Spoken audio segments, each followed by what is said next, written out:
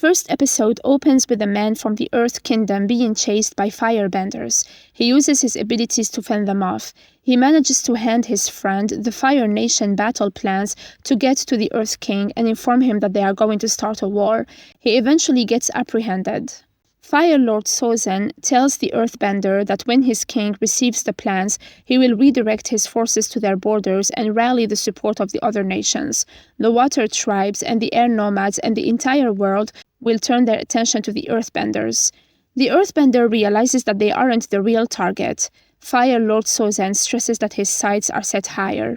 Then he kills the man. It turns out Fire Lord Sozen is targeting the Earthbenders for their avatar. Kyoshi narrates that for millennia, the four nations have lived in harmony, a peace made possible by the Avatar, the one person with the ability to master all four elements and protect the delicate balance between nations. When one Avatar dies, their spirit is reborn into a new body in an eternal cycle.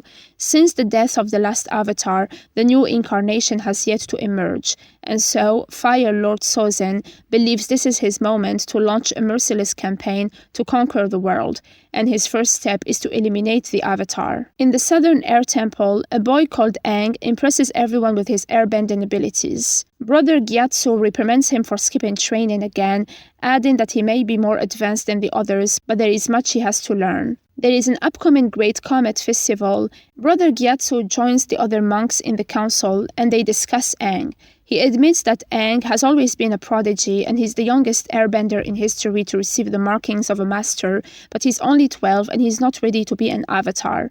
The others remind him that Fire Lord Sozen is planning to attack the Earth Kingdom. Brother Gyatso insists that Aang still needs to learn about responsibility and sacrifice, but the other monks refuse to heed his warning and decide to send Aang away to begin training in the other bending disciplines. Brother Gyatso takes Aang to the main hall and reveals that he is the Avatar who can master all four elements, and he must save the world, so he must leave right away. Aang states that he doesn't want the power and prefers to stay with him and his friends. That night, Aang confides in Appa that he is supposed to be the Avatar, but he doesn't want the responsibility.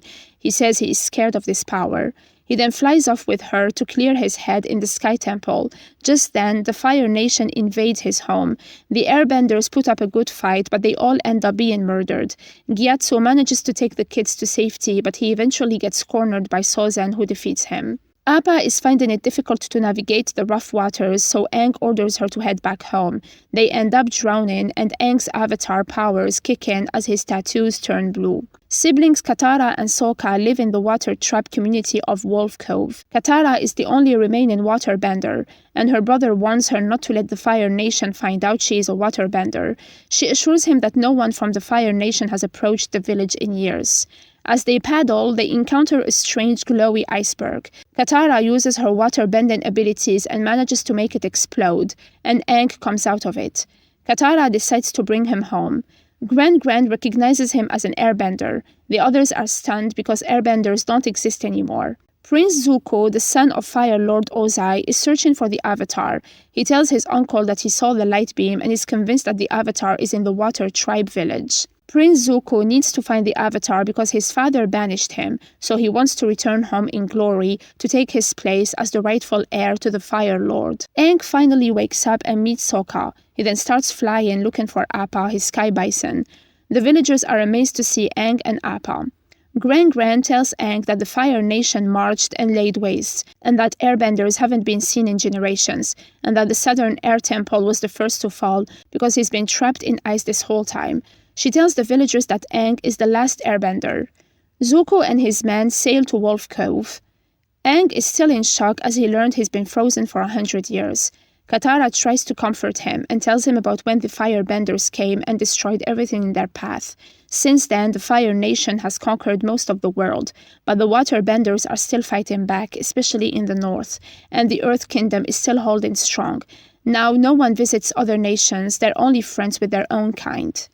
Katara takes Aang to a hidden cave and showcases her water-bending abilities.